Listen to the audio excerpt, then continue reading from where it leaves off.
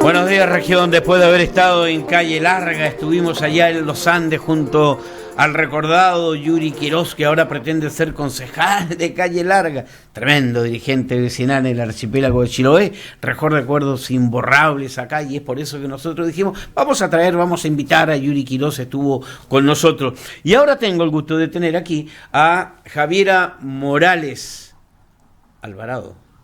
Javiera Morales Alvarado, candidata a la Convención Constitucional, está en el Frente Amplio, en Convergencia Social, donde hay un grupo, un puñado de voluntades, hombres y mujeres magallánicos que quieren escribir la Constitución, entre ellas Javiera Morales, académica de la Universidad de Magallanes. Bienvenida, Javiera, ¿cómo estás? Muchas gracias, Vladimiro, por la invitación. Estamos muy bien.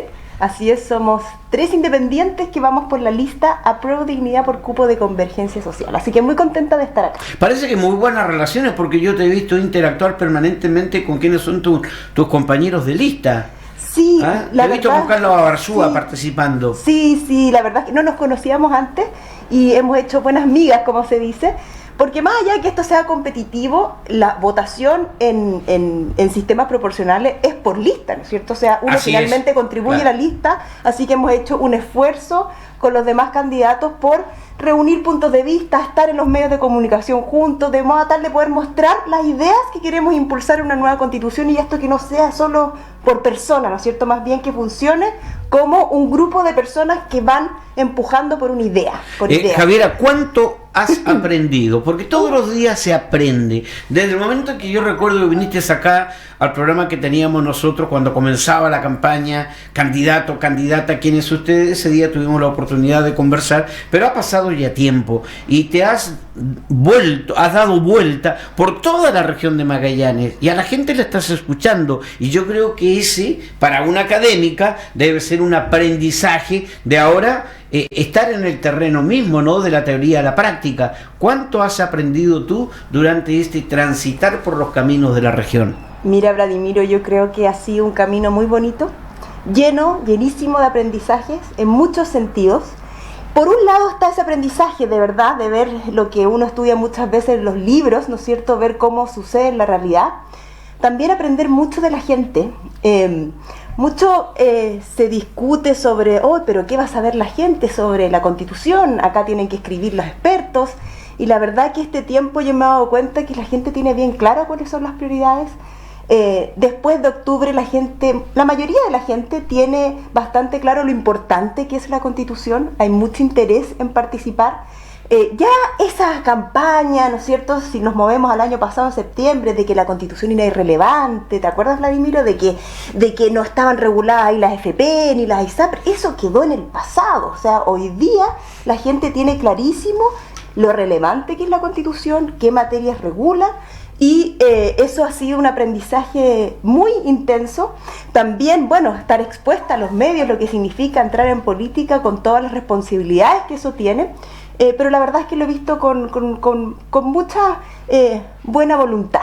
Acá hay un desafío enorme, porque también hay gente que tiene mucha desconfianza, muchísima desconfianza, que ya no cree en nada. Y en eso creo que una vez que uno toma una decisión como la que yo tomé de ir a un cargo de elección popular, uno tiene que hacerse cargo también de lo que han hecho en el pasado también la política y poner la cara de alguna manera. Bien y mal, ¿ah? Bien y mal. Porque la política buenas se ha hecho bien y mal. Chile no, esto no se ha construido de casualidad.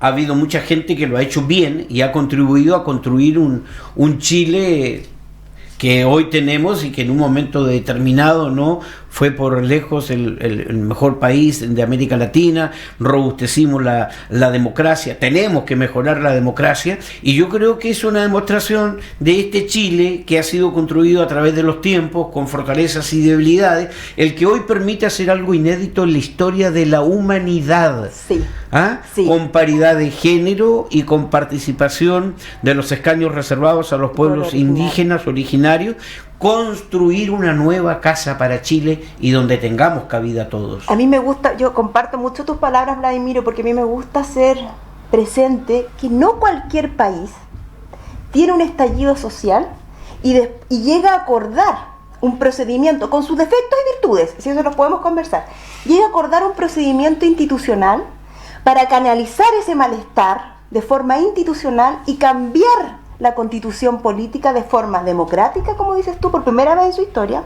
paritaria, por primera vez en la historia de la humanidad, y por primera vez con representación de los pueblos originarios.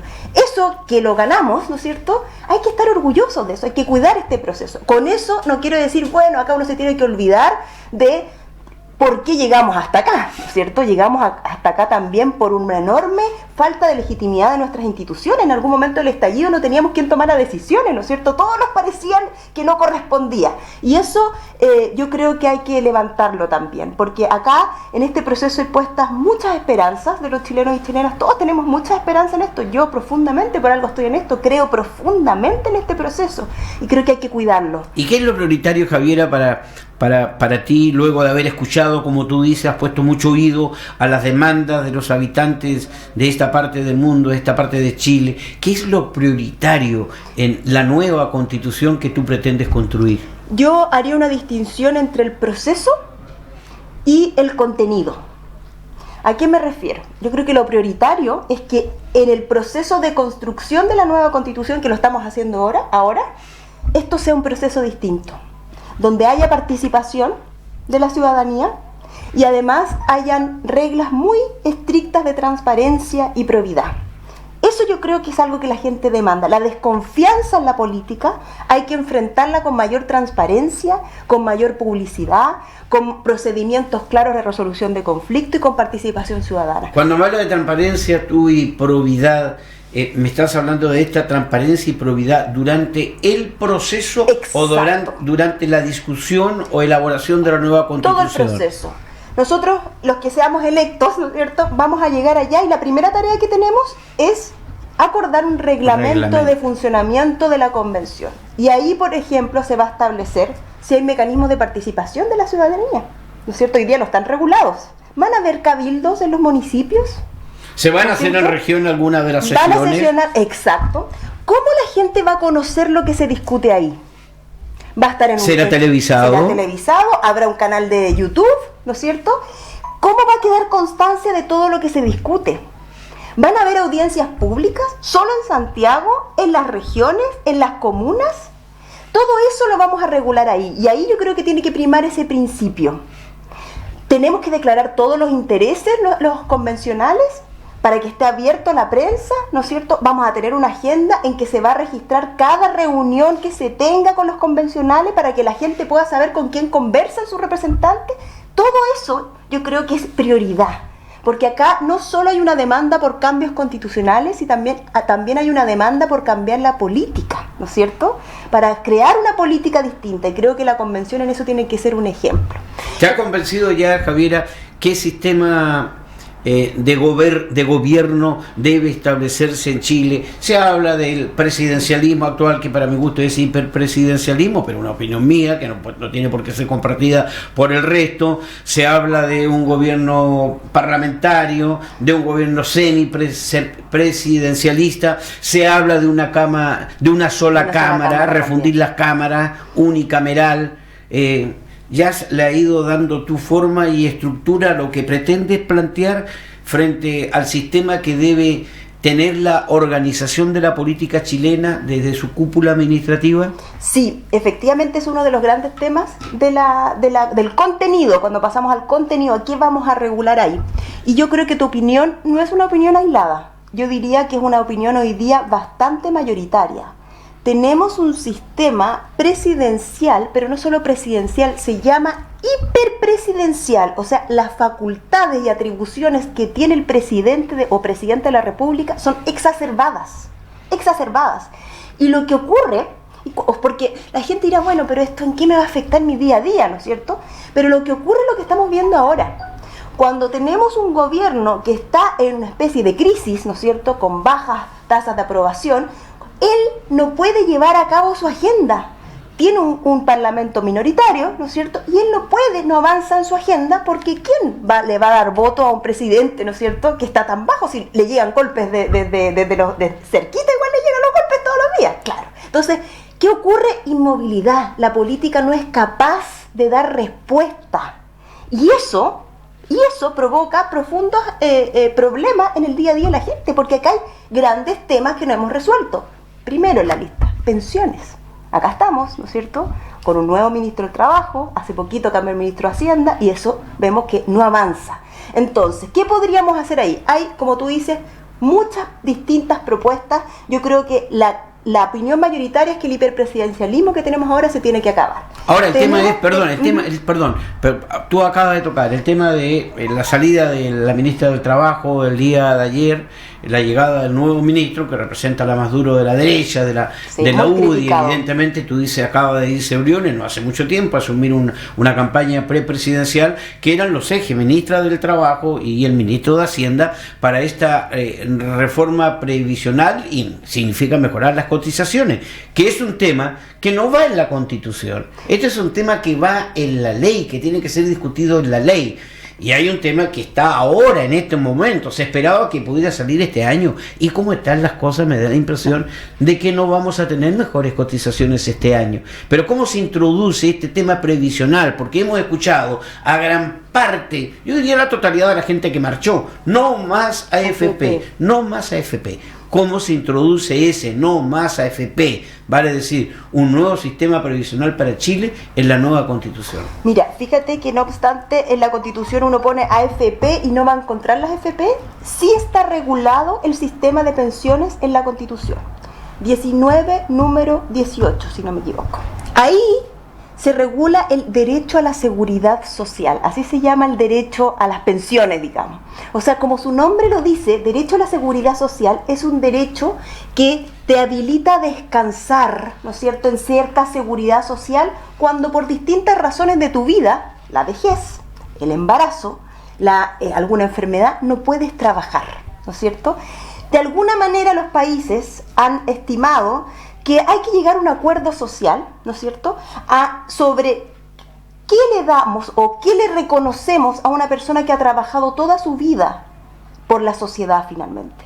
Porque con una concepción individual del trabajo, que uno solo trabaja por un sueldo, no vamos a llegar a ninguna parte. Sabemos que quien trabaja contribuye a la sociedad también. Y esa persona en algún momento deja de trabajar, ¿no es cierto? Eso que yo creo que todos estamos de acuerdo en eso. Y hay que llegar a un buen acuerdo social para ver, bueno, ¿y qué pasa con esa persona?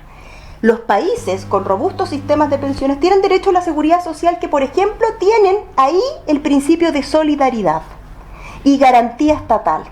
Eso no está en nuestra Constitución y explica por qué nuestro sistema hay muy poca solidaridad, se basa la gran parte en capitalización individual, en esta idea que uno... En este 6% nada más está en discusión que eso. uno va ahorrando, ¿no es cierto? Es. Entonces, ¿qué ocurre? Se replican las injusticias del mercado laboral, se replican después cuando uno jubila.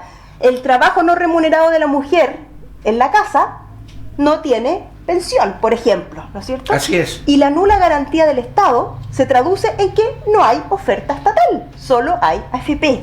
Y solamente es el aporte del trabajo, exacto, del trabajador. Los países avanzados o con buenos sistemas tienen unos sistemas tripartitos con aporte del Estado, aporte del empleador, aporte del trabajador. Pero ahí tenemos que poner en la Constitución la solidaridad y la posibilidad y en la garantía del Estado. Y después, bueno, el legislador regulará o, bueno, no sabemos, capaz, una cámara, dos cámaras. A mí no me cabe la duda que vamos a llegar a un avance ahí en el sistema de gobierno para pasar a algo más equilibrado. ¿Cuál es tu preferencia en la temática de las cámaras? ¿Una o dos cámaras tal cual está hoy concebido? Sí, a mí la verdad que ese tema me gusta. Me gustan las dos cámaras, pero no me gusta que el proceso de formación de la ley, o sea, que las leyes pasen por la Cámara de Diputados, después de nuevo, todo de nuevo, porque así es, por el Senado y después vuelve a la Cámara de Diputados. Creo que eso hace que el proceso de formación de la ley sea muy largo. A mí me gustaría pensar en un proceso de formación de la ley, o sea, el proceso para que salga la ley más cortito, quizás solo en la Cámara de Diputados y tener el Senado para algunas funciones especiales. Creo que se puede avanzar en esa materia y se logra el objetivo y de alguna manera no eliminamos un órgano representativo como es el Senado, que tiene representación territorial que es distinta a la de los diputados. Pero hay que ver, estoy abierta también. Uno tiene propuestas, ¿no es cierto? Pero Alejandra, hay que recordar que son 150. Javiera Morales está con nosotros. Javiera Morales Alvarado es candidata a la Convención Constitucional. Que ahora es en el mes de mayo, Sí. 15 y 16 de 15 y mayo. 16. ¿Qué significa para ustedes candidatas y fundamentalmente, digamos, candidatas independientes? ¿Los favorece, los desfavorece esto de postergar las elecciones? Y si tú crees que están bien postergadas por una razón absolutamente sanitaria, ¿no? Sí, yo creo que... Aunque, te quiero agregar, Ecuador y Perú eligen presidente de la República el próximo domingo Ahora, en medio de una inmensa pandemia. mire, la verdad es que creo que fue una decisión bastante compleja porque tenía muchas aristas. Primero, el tema sanitario, que yo creo que es lo que tiene que primar, ¿no es cierto? Primar que tenemos que controlar esta pandemia de alguna manera en el resto del país. Estamos en una crisis por un mal manejo de la pandemia tremenda. Nosotros acá no la vemos porque ya la vivimos, ¿no es cierto? Ya estuvimos 4 o 5 meses y no estamos libres, con tasas altísimas. Llegó un momento que teníamos 300 y tantas personas contagiadas al día. Eso no lo podemos olvidar. Lo que pasa es que muchos descansamos, ¿no es cierto?, en los hospitales y las UCI de otras regiones. Que eso no lo vamos a tener. Y yo creo que eso es un llamado a todos para cuidarnos mucho.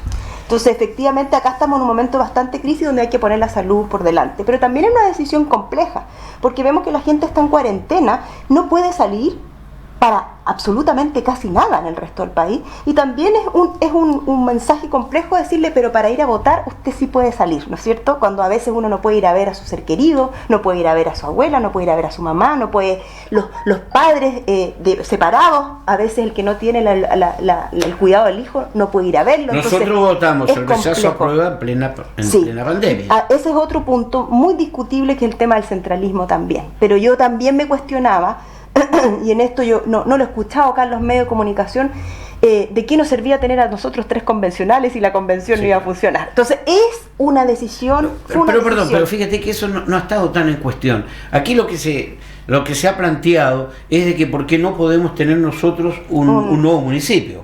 Por ejemplo. ¿Por qué no haber elegido nosotros al gobernador regional? Sí. Podría ser. Podría haber no sé qué significará eso para el CERVEL también, ¿no? Sí, yo creo que es complejo para el CERVEL, y también porque eso nos significaría, por el tema del plazo que ejercen los alcaldes después de haber tenido elecciones separadas del resto del país por mucho tiempo. Bueno, decisiones... Ahora, ese es otro tema por resolverse.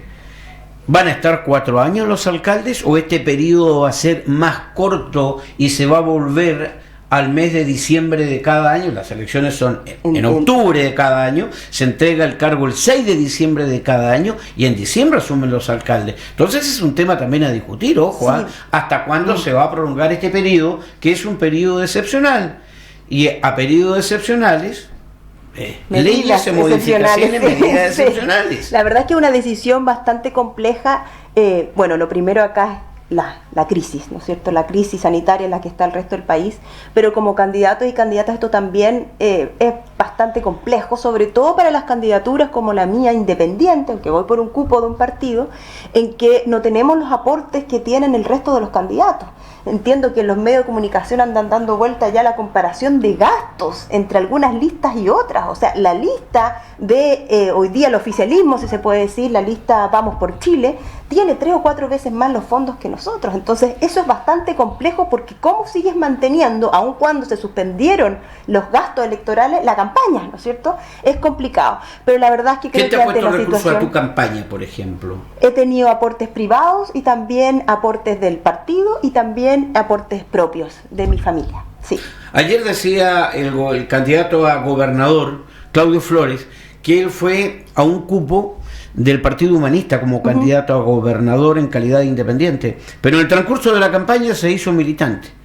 Vale decir que es nieto de la abuela. En el caso tuyo, ¿no has pensado jamás ni pensarás militar en este caso es Convergencia Social, que es el partido del Frente Amplio? Yo, al contrario de muchos otros candidatos independientes, yo defiendo el rol de los partidos políticos en una democracia. Con eso no estoy diciendo que los partidos políticos se han portado siempre bien en Chile. Yo creo que esa distinción es crucial para esta discusión y no se hace. Una cosa es analizar cómo se han regulado y cómo se han portado los partidos políticos en Chile, que hay diferencias enormes entre ellos, y el otro es decir, no se necesitan partidos para que funcione una democracia. ¿Observa menos machismo, menos patriarcado tú en algunos partidos de la política chilena? Hay partidos que se declaran, por ejemplo, como feministas, como el de Convergencia Social. Hay partidos que por principio no reciben dinero, ¿no es cierto?, o apoyo de ciertos grupos económicos como Convergencia Social, y creo que eso hace una gran diferencia. Hay partidos que han impulsado, por ejemplo, la renovación de la política, y sus actuales parlamentarios dicen que no van a ir 2 veces por el mismo cupo. Hasta el momento entiendo que eso se ha cumplido en el caso del Frente Amplio, y creo que eso sí hace diferencia entre partidos. Yo creo que en una democracia tienen que existir los partidos, son necesarios porque nos ordenan las ideas, pero sí creo que hay que ser bastante honesto y honesta con la gente. Si yo voy de independiente y en todos mis afiches, ¿no es cierto?, los volantes, y he recorrido todo este tiempo en los medios de comunicación y he conversado con la gente diciendo que soy independiente, que eso significa algo, pero que voy por un cupo, creo que es complejo en la mitad del camino, ¿no es cierto?, cambiar.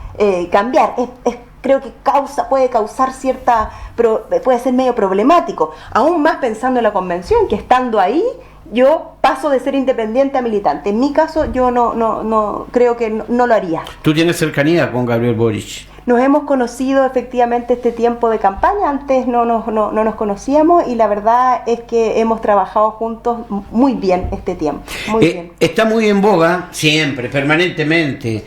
Se está hablando del Tribunal Constitucional. Se vuelve a hablar del Tribunal Constitucional porque es un hecho, fíjate, que hay una voluntad transversal. Ya diputados de la UDI y Renovación Nacional han manifestado abiertamente que votarán favorablemente el retiro del 10%. Y el gobierno se ha encargado de decir, ojo, nosotros vamos a volver, de acuerdo a nuestras atribuciones, al Tribunal Constitucional.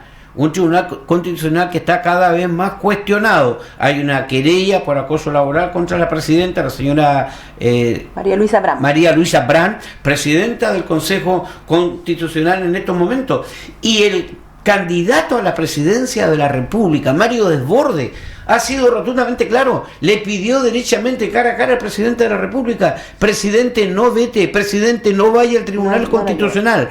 O si va, presente un proyecto express que reemplace aquellos recursos que le van a permitir vivir a los chilenos hoy confinados. Yo te quiero preguntar fundamentalmente a ti respecto a qué crees tú se va a hacer definitivamente con el Tribunal Constitucional, que no puede ser que se haya constituido en una nueva Cámara, y en la Cámara más importante donde van a terminar todos los proyectos. Sí, excelente pregunta y muy compleja, sobre todo por el estado en que está ahora el Tribunal Constitucional. Y creo que ahí hay que hacer de nuevo una distinción. El Tribunal Constitucional chileno, cómo funciona, cómo se designan sus miembros y qué atribuciones tienen, y ahí tenemos 3 problemas. El primero es cómo está funcionando. Estamos viendo en los diarios todos los días lo que está ocurriendo dentro de ese tribunal. Eso no puede ocurrir, es así de simple. Entiendo que hoy día en el Mercurio aparece uno de sus ministros señalando que ha recibido amenazas. O sea, eso no da para más, ¿no es cierto? Segundo, ¿cómo se designan sus miembros? La actual presidenta fue la jefa del segundo piso, ¿no es cierto?, de nuestro actual presidente. Después, que no se diga que el tribunal no está politizado, ¿no es cierto? Es complejísimo, ¿no es cierto? Y el tercero, las atribuciones que tiene. ¿No debería ser además número impar? Por ejemplo, porque hoy día dirime el presidente, ¿no es cierto? Entonces tenemos, en el caso del 10% fue 5-5. Claro. 5-5, o sea, la voluntad de una persona pasó, de alguna manera, por sobre lo que discutió todo el Congreso. Y eso está relacionado con el tercer punto. ¿Cuáles son las atribuciones del tribunal? Nuestro tribunal tiene una atribución que se llama el control preventivo de las leyes o de las reformas constitucionales, que es muy discutible. Yo, en mi caso, creo que no tenía la facultad para ni siquiera conocer el caso del 10%, pero bueno, ese es otro tema. ¿Qué hace esto? Hace que el tribunal conozca de las leyes antes que estén dictadas. Durante el proceso de discusión, eso acerca al tribunal a la discusión política, y eso hace que el tribunal pase a ser una tercera cámara. Todas las causas o todos los fallos polémicos del tribunal, el del CERNAC, el del lucro, el de la reforma laboral, el del 10%, todos esos fallos son por ejercer esta atribución del control preventivo. Y ojo, que un 90 y tantos % de sus causas no son por ese control, son el control represivo, el que se conoce después, cuando la ley ya está aprobada y se analiza si en un caso particular es inconstitucional. ¿Qué creo yo? Los tribunales constitucionales, o más bien un control constitucional, como se llama, que en Estados Unidos lo ejerce la Corte Suprema, ¿no es cierto?, puede estar en otro tribunal, son necesarios para que se cumpla la Constitución. En mi caso, eso es lo que yo creo. Aún más, pensando en una constitución democrática, paritaria, con participación y de los pueblos originarios. Pero lo que yo le quitaría sería el control preventivo. Cambiaría sus atribuciones, la forma como se designa y así el funcionamiento también. ¿Y el Banco Central dejarías tal cual está operando el Banco Central con la autonomía que tiene el Banco Central? Creo que tiene que ser autónomo, sí. Tiene que ser autónomo, pero creo que podemos abrirnos a discutir qué otras funciones puede tener el Banco Central. Eso es parte de una democracia. Mirar tus instituciones y ver, a ver, cómo podríamos mejorar. Seguramente será motivo de debate, ¿no?, para el nuevo Senado y Cámara de Diputados. Ojalá que se debata, pero quiero conocer tu mirada en la parte final del programa. Respecto, porque se ha hablado mucho, ¿no?, de la libertad de prensa, libertad de expresión. A propósito de esto del término de la campaña, de la gente, de las facilidades que tienen los que ponen mucho dinero y los que tienen menos dinero, la exposición que tienen los medios de comunicación, la necesidad de tener medios públicos. Claro, muchos dicen, oye, tiene la televisión pública y es un desastre. No es televisión pública lo que tenemos, porque depende, como cualquier medio hoy, si logra los avisos de la industria, de las grandes empresas en las calles de Santiago. Esa no es televisión pública, no está concebida como televisión pública. ¿Me puedo sumar a eso? Por Lo favor. mismo que ocurre con las universidades públicas, que tienen que competir, ¿no es cierto?, con las universidades privadas en la matrícula. Eso no es universidad pública. Bueno, ahí para agregar más. Bueno, en ese caso, a ver, la libertad de expresión y la libertad de prensa es esencial para una democracia. O sea, ustedes controlan el poder, por algo les dicen el cuarto poder, Así ¿no es cierto? El cuarto poder. Es esencial. El tema que ocurre cuando tenemos medios concentrados, ¿no es cierto? Concentrados, que es lo que ocurre en nuestro Chile. país. Están concentrados en unas pocas manos. Entonces, ¿qué hacemos ante eso? Mira lo que dice nuestra Constitución. Nuestra Constitución dice, no puede haber monopolio estatal de los medios de comunicación. Me parece muy bien.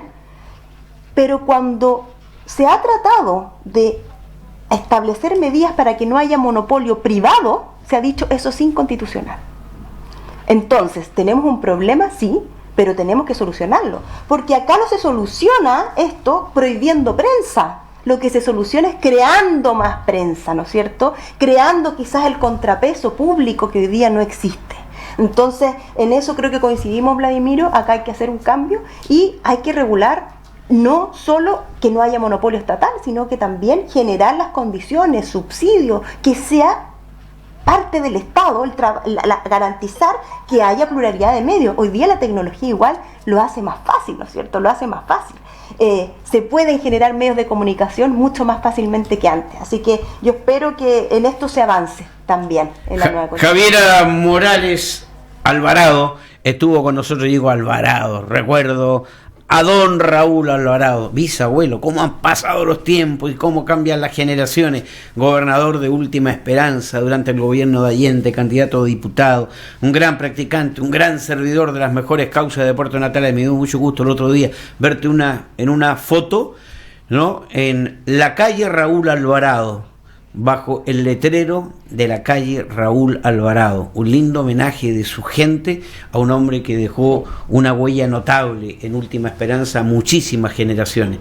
Para mí es un gusto conversar contigo, Javiera, y que hayas estado compartiendo estos minutos con nosotros aquí en Polar Comunicaciones para hablar de los sueños de país. Te tendremos pronto en otra oportunidad. Acá que te vaya muy bien y a recorrer los caminos de la región, que aún queda mucho, más de un mes. Muchas gracias, Vladimir. Un cariñoso saludo a la gente y a los natalinos y natalinas también, sobre todo. Gracias. Javiera Morales, candidata a la Convención Constitucional, estuvo con nosotros haciendo Buenos Días, Región. Es momento de caminar nosotros, transitar por nuestra galería comercial para pronto retornar. Pasó tiempo.